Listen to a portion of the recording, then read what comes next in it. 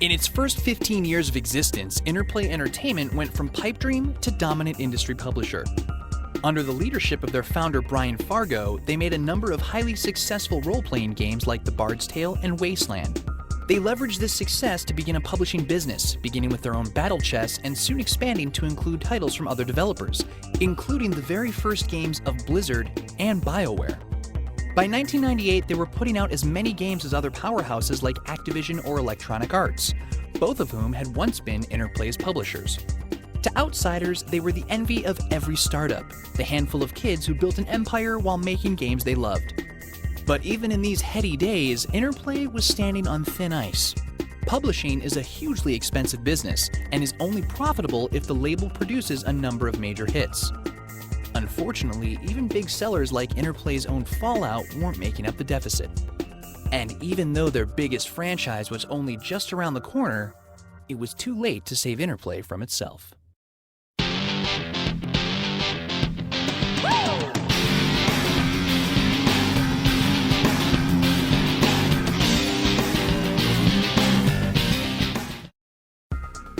With the money he'd been making, Fargo had become an art collector and had grown to be a fan of painter Gil Bruval.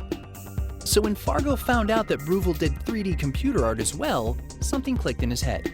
Why not reach out to Bruval to see if he wanted to do the art for a point-and-click adventure? It would be a chance to do a much more mature game with ties to literature, mythology, and religion. The game could deal with sophisticated themes like sin and redemption while at the same time flipping established conventions on their heads. In short, it could dare to push the video game medium from child's toy into high art. It didn't. 1998's Of Light and Darkness the Prophecy was a confusing, pretentious mess that only alienated what few gamers played it.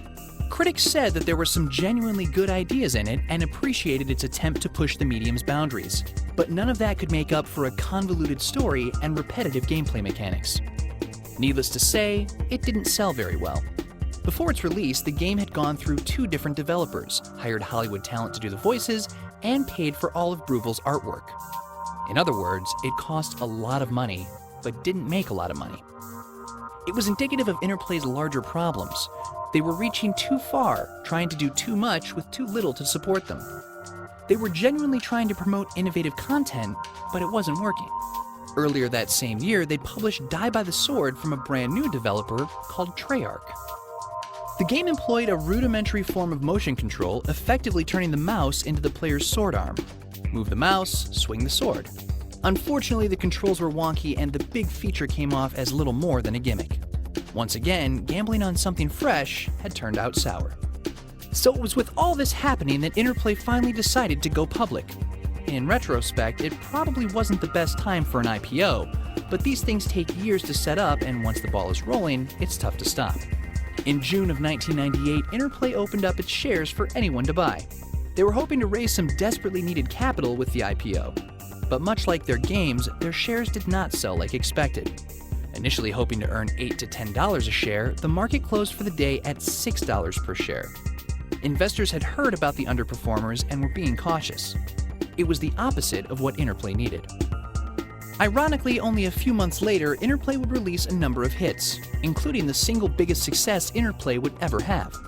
In September, Interplay published Fallout 2 from Black Isle Studios. Who was Black Isle, you ask? It was actually the exact same Interplay team that had made the original Fallout, but now they had their own brand name. Black Isle would go on to create a number of big games, mostly set in the Dungeons & Dragons universe. As for Fallout 2, it was little change from its predecessor, except that it was bigger. And like its predecessor, it was only a modest success, not enough to turn Interplay's woes around. Then, in November 1998, Interplay published the second game from BioWare. Their first game, Shattered Steel, had not done very well, but they'd learned from their first endeavor, and their current one was set in the D&D universe, so there was some hope that it would sell better. As it turned out, Baldur's Gate was to become the biggest franchise Interplay would ever have. Where Shattered Steel had been relatively light on story, Baldur's Gate was a sweeping epic populated by fantastic characters in a gigantic and fully explorable world. Gameplay was fast-paced and fun while still being tactical, and D&D fans found that everything perfectly conformed to the rules they knew. Word of mouth spread quickly, and before they knew it, the doctors from Canada had produced a phenomenon. And still, it wasn't enough.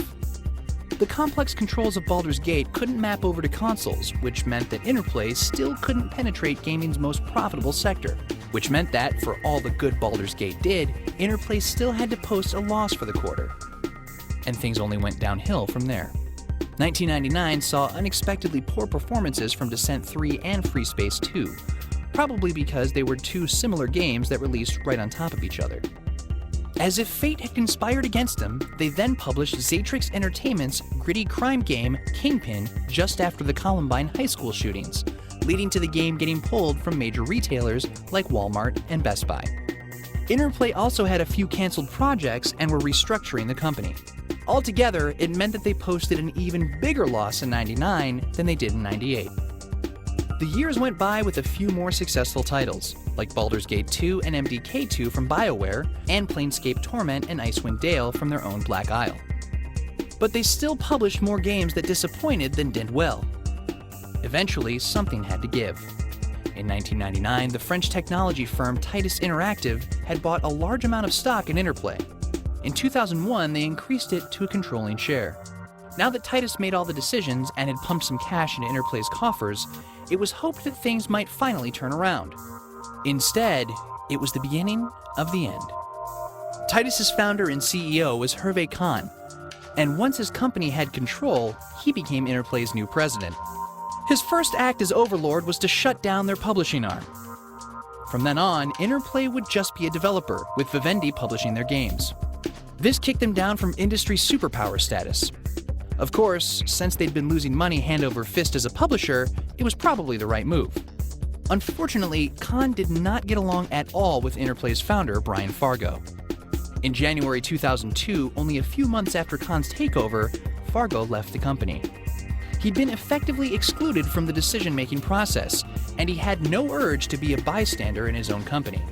Cast into self-imposed exile, he went on to found a new studio, the aptly named In Exile Entertainment. Interplay had now cut off the biggest tie to its past, so maybe it's not surprising that they quickly began cutting off the rest. Still desperate for cash, Khan started selling off Interplay's intellectual properties, a practice he would continue for years to come. First up, in April 2002, he sold MDK developer Shiny Entertainment to Infogrames for $47 million, along with the rights to make video games based on the Matrix series of films. The money was good, though of course losing Shiny was a blow. Unfortunately, Interplay was then sued by their former golden boys, BioWare. Now that they were no longer a publisher themselves, Interplay under Khan had tried to sub-license the publishing of BioWare's games to other people, without asking BioWare about it. Furious, BioWare sued. At the same time, both BioWare and Parallax, the makers of Descent, sued Interplay for unpaid royalties. The case was eventually settled out of court, and as part of the deal, Interplay would no longer be involved with BioWare's next game, Neverwinter Nights. Not enough bad news for you? Alright, how about Interplay's stock being delisted from NASDAQ in October 2002 because it was trading for under $1? Or how about in 2003 when Interplay got sued by its own publisher, Vivendi, for breach of contract? Or the fact that they were still posting losses quarter after quarter?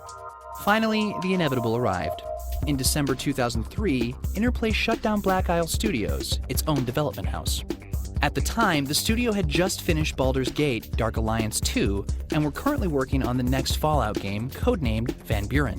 However, a large number of Black Isle employees had seen the end coming and had already left to form their own company, Obsidian Entertainment. The Obsidian guys immediately got in touch with their old BioWare buddies and quickly got to work on a sequel to one of their games. The result was 2004's Star Wars Knights of the Old Republic 2. So now, Interplay was a video game company that neither developed nor published anything. What they did have were the rights to various properties, including Earthworm Jim, MDK, Baldur's Gate, Fallout, and many others. So the only way they could make money anymore was by either selling or licensing out those properties. How much worse could it get?